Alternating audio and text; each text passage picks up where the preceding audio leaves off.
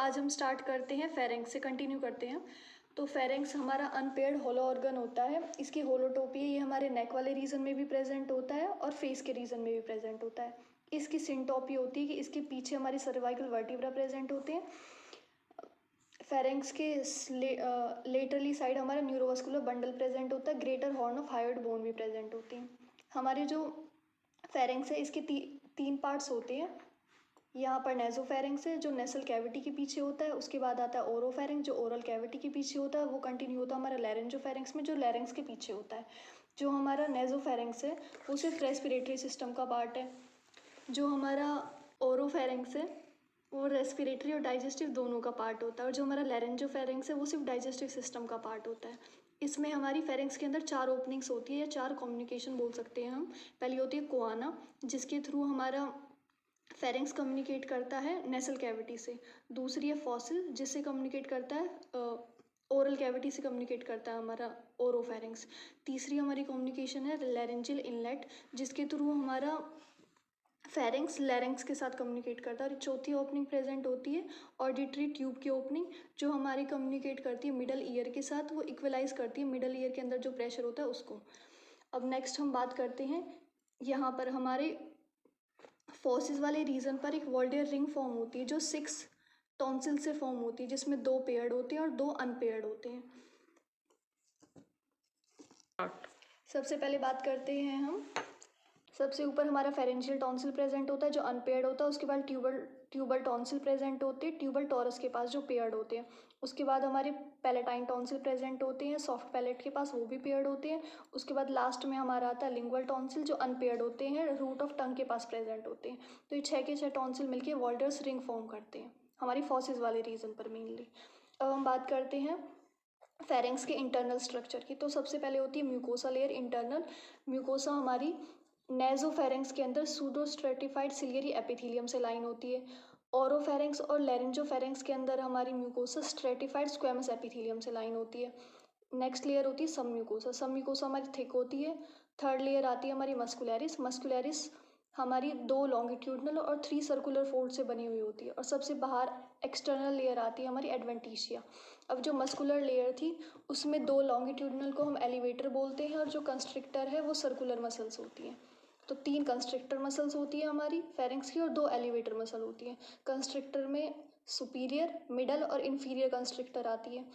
इन superior constrictor का origin है root of tongue से ओरिजिनेट होती है। मिडल वाली हॉर्न ऑफ हायोइड बोन से ओरिजिनेट होती है। और जो इन्फीरियर वाली होती है वो lateral surface of thyroid and cricoid cartilage से ओरिजिनेट होती है। और इन तीनों का इंसर्शन सेम है पोस्टीरियर साइड ऑफ फेरेंक्स पे जाके अटैच होती है। अब नेक्स्ट है कि एलिवेटर 2 एलिवेटर मसल होती है हमारी स्टाइलोफेरेंजियल और सेल्फिंगोफेरेंजियल। स्टाइलोफेरेंजियल स्टाइलॉइड प्रोसेस से ओरिजिनेट होगी हमारी। और जो सेल्फिंगोफेरेंजियल है वो inferior surface of the auditory tube से ओरिजिनेट होगी। इन दोनों का और इंसर्शन सेम है दोनों की दोनों इंसर्ट होंगी लेटरल वॉल ऑफ फेरेंक्स पे। एलिवेटर मसल्स का काम होता है एलिवेट करना फेरेंक्स को। कंस्ट्रिक्टर का काम होता है कंस्ट्रिक्ट करना फेरेंक्स को। हम ईसोफेगस की बात करते हैं। ईसोफेगस को हम लैटिन में ईसोफेगस ही बोलते हैं। ये हमारा ईसोफेगस की इसकी टोपोग्राफी होती है। ये हमारा प्रेजेंट होता है C6 वर्टिब्रा से लेकर T11 वर्टिब्रा तक प्रेजेंट होता है। ये हमारा होलो अनपेयर्ड ऑर्गन है। ये कनेक्ट करता है हमारे फेरेंक्स को स्टमक के साथ। इसके 3 पार्ट्स होते हैं हमारा सर्वाइकल पार्ट सबसे ऊपर होता है। उसके बाद थोरेसिक पार्ट आता है। थोरेसिक पार्ट जो हमारा लार्जेस्ट पार्ट होता है। उसके बाद आता है हमारा एब्डोमिनल पार्ट जो हमारा ईसोफेजियल हाइटस जो होता है डायफ्रागम का उससे पास होकर हमारा एब्डोमिनल कैविटी में एंटर करता है। तो जो सर्वाइकल पार्ट इसके हमारे ईसोफेगस के आगे अगर फ्रंट की बात करें तो ट्रैकिया प्रेजेंट होता है। लेटरली थोड़ा सा आर्क ऑफ ऑर्टा प्रेजेंट होता है। न्यूरोवास्कुलर बंडल्स लेटरली प्रेजेंट होती है। और हमारे ईसोफेगस के पीछे स्पाइनल कॉलम्स प्रेजेंट होते हैं। वर्टिब्रास आ जाते हैं सर्वाइकल थोरेसिक वर्टिब्रास आ जाते हैं। हमारे ईसोफेगस के अंदर 4 नैरोइंग्स होती है। पहली नैरोइंग है फेरेंजो ईसोफेजियल नैरोइंग जो हमारा फेरेंक्स ईसोफेगस में कंटिन्यू होता है तो पहली वहाँ पर होती है। दूसरी प्रेजेंट होती है बिहाइंड ऑर्टा। ऑर्टा के पीछे प्रेजेंट होती है at the level of T4 vertebra. तीसरी हमारी नैरोइंग प्रेजेंट होती है ईसोफेजियल फोरामेन के पास जहाँ पर ईसोफेगस हमारा ईसोफेजियल हाइटस से एब्डोमेन में एंटर करता है। और 4th नैरोइंग प्रेजेंट होती है हमारी लेफ्ट मेन ब्रोंकस के पीछे। अगर हम इसके ईसोफेगस के इंटरनल स्ट्रक्चर की बात करते हैं तो म्यूकोसा होती है सबसे अंदर, वो लाइन होती है stratified squamous non keratinized epithelium से। उसके बाद सब म्यूकोसा होती है, सब म्यूकोसा हमारी लॉन्गिट्यूडनल फोल्ड्स फॉर्म करती है। नेक्स्ट आती है मस्कुलर लेयर, मस्कुलर में इंटरनल सर्कुलर होती है और आउटर लॉन्गिट्यूडनल होती है। जो हमारी मस्कुलर लेयर होती है पेरिस्टालसिस मूवमेंट प्रोवाइड करती है, जब हमारा फूड का जो बॉलस है वो स्टमक के अंदर जाता है। और इसका जो अपर पार्ट होता है, अपर पार्ट ऑफ ईसोफेगस, वो स्केलेटल मसल से बना हुआ होता है। अपर 1/3, मिडल 1/3 स्मूथ मसल से बना हुआ होता है और लोअर 1/3 जो पार्ट होता है ईसोफेगस का वो हमारा मिक्स मसल से बना हुआ होता है, मतलब स्मूथ भी आ जाती है और स्केलेटल मसल्स भी आती हैं। और बाहर से हमारा ईसोफेगस कवर होता है एडवेंटिशिया से। लेकिन जो एब्डोमिनल पार्ट होता है हमारा इसका ईसोफेगस का, वो 80% केसेस में तो पेरिटोनियम से कवर होता है, इंट्रापेरिटोनियल होता है, सारी साइड से पेरिटोनियम से कवर होता है। और 20% केसेस में वो मीजोपेरिटोनियल होता है, एब्डोमिनल पार्ट सिर्फ साइड से पेरिटोनियम से कवर होगा। स्टार्ट करते हैं। सुपाइन पोजीशन में हमारी एनाटॉमिकल पोजीशन है स्टमक की। स्टमक को हम लैटिन में वेंट्रिकुलस बोलते हैं और इसको ग्रीक में बोलते हैं हम गैस्टर। इसकी टोपोग्राफी होती है हमारी T11 वर्टिब्रा से लेकर L1 वर्टिब्रा तक प्रेजेंट होता है। स्टमक की टोपोग्राफी होती है हमारा T11 से L1 वर्टिब्रा तक प्रेजेंट होता है। It is present between oesophagus और ड्यूडेनम के बीच में होता है, उन दोनों को कनेक्ट करता है। हमारे स्टमक के अंदर फूड 5 से 6 घंटे तक रहता है। स्टमक का फंक्शन होता है, ये एब्जॉर्ब करता है शुगर को, वाटर को, सॉल्ट को, ये सिक्रीट करता है इंट्रिंसिक और एक्सट्रिंसिक कास्टल्स फैक्टर। तो इंट्रिंसिक कास्टल फैक्टर है हमारा HCl, जो एब्जॉर्ब करता है विटामिन B12 को, और विटामिन B12 को हम एक्सट्रिंसिक कास्टल्स फैक्टर बोलते हैं। इसके स्टमक के हमारे 4 क्वार्टर्स होते हैं। 3 क्वार्टर्स तो हमारे लेफ्ट सबकॉस्टल रीजन में प्रेजेंट होते हैं इसके, और एक हमारा होता है एपिगैस्ट्रिक रीजन के अंदर।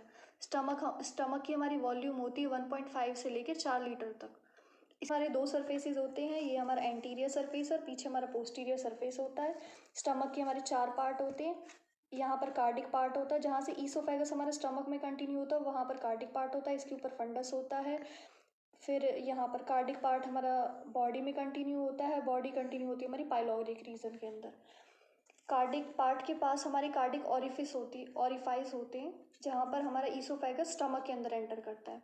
उसके बाद जो हमारा बॉडी है, बॉडी के ऊपर 2 कर्वेचर्स होते हैं बॉडी के पास। यहाँ पर लेसर कर्वेचर हो गया, ग्रेटर कर्वेचर होता है। लेसर कर्वेचर हमारा कॉनकेव होता है और ग्रेटर कर्वेचर हमारा कॉन्वेक्स होता है। पाइलोरिक रीजन के हमारे 2 पार्ट होते हैं, पाइलोरिक एंट्रम और पाइलोरिक कैनाल होती है। जो पाइलोरिक कैनाल होती है उसके अंदर पाइलोरिक स्फिंक्टर प्रेजेंट होता है। फिर जो पाइलोरिक कैनाल है हमारी ड्यूडेनम के अंदर कंटिन्यू होती है।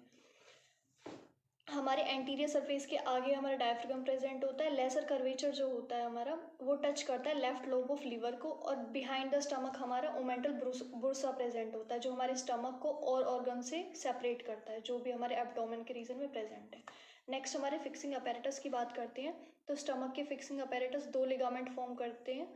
लिगामेंट्स हमारे फोल्ड ही होते हैं पेरिटोनियम के। तो पहला लिगामेंट है हिपैटोगैस्ट्रिक लिगामेंट, दूसरा है गैस्ट्रोकॉलिक। हिपैटोगैस्ट्रिक कर्वेचर ऑफ स्टमक से अटैच हो जाता है, और जो गैस्ट्रोकॉलिक लिगामेंट है स्टमक से निकलकर लेफ्ट गैस्ट्रोकोलिक जो लिगामेंट होता है हमारा ग्रेटर कर्वेचर ऑफ स्टमक से निकलकर लेफ्ट फ्लेक्सर ऑफ कोलोन पर जाता है। अब हम स्टमक के इंटरनल स्ट्रक्चर की बात करते हैं। तो सबसे अंदर वाली हमारी लेयर होती है म्यूकोसा लेयर। म्यूकोसा हमारी फॉर्म करती है 4 से 5 लॉन्गिट्यूडनल फोल्ड्स फॉर्म करती है म्यूकोसा। इन फोल्ड्स की वजह से जो हमारा फूड है वो फैसिलिएट हो पाएगा, और वो जो हमारा गैस्ट्रिक जूस है उसके साथ मिक्स होके वो फॉर्म करेगा काइम। गैस्ट्रिक जूस के अंदर हमारे जैसे होते हैं HCl, म्यूकस, पेप्सिन, लाइपेज। और हमारी म्यूकोसा के ऊपर गैस्ट्रिक पिट्स भी प्रेजेंट होते हैं, जहाँ पर ग्लैंड की डक्ट आके ओपन होती है। म्यूकोसा हमारी लाइन होती है सिंपल कॉल्यूमनार एपिथीलियम पे, और म्यूकोसा के अंदर कुछ गैस्ट्रिक सेल्स और गैस्ट्रिक ग्लैंड्स भी प्रेजेंट होते हैं। नेक्स्ट लेयर होती है सबम्यूकोसा। सबम्यूकोसा हमारी इलास्टिक फाइबर्स में रिच होती है। थर्ड लेयर होती है हमारी मस्कुलर लेयर। मस्कुलर लेयर की 3 लेयर से बनी हुई होती है। इंटरनल हमारी ऑब्लिक हो गई, मिडल सर्कुलर, और सबसे बाहर वाली होती है हमारी लॉन्गिट्यूडनल। मस्कुलरिस लेयर जो होती है हमारी पेरिस्टालसिस मूवमेंट में हेल्प करती है फूड की। सबसे आउटर वाली लेयर होती है, सबसे आउटर लेयर हमारी स्टमक की होती है सेरोसा।